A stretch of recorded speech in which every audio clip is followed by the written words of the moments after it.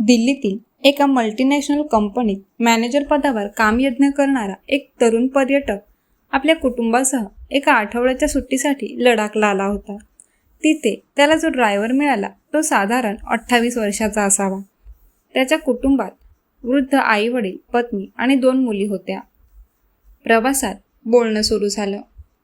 पर्यटक: या आठवड्याच्या शेवटी पर्यटन हंगाम संपेल, मग तुम्ही काय करता? गोवा, दिल्ली किंवा इतर मोठ्या शहरात हॉटेलमध्ये काम करायला जाता का? तरुण: नाही, मी इथेच राहतो. लडाख सोडून कुठेही जात नाही. पर्यटक: इथे तर हिवाळ्यात गोठवणारी थंडी असते, तेव्हा काय करता? तरुण: फारसं काही नाही, फक्त सियाचीनला जातो. पर्यटक आश्चर्याने: सियाचीन? तिथे तर इथल्यापेक्षा जास्त थंडी असते. तरुण: मी तिथे भारतीय लष्करासाठी लोडर म्हणून काम करतो.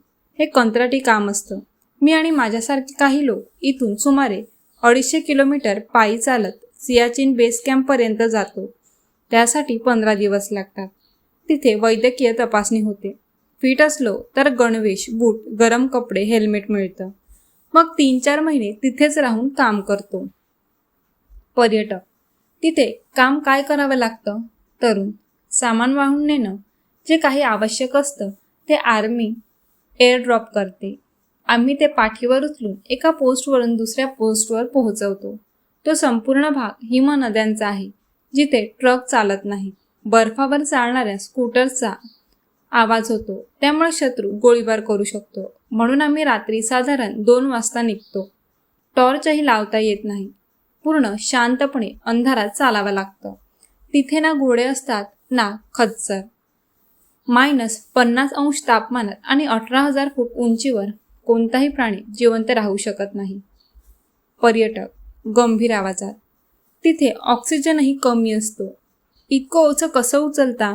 तरुण: म्हणूनच 15 किलोहून जास्त वजन नसतं आणि दिवसाला फक्त 2 तास काम. उरलेला वेळ फक्त शरीर जिवंत ठेवण्याचा प्रयत्न.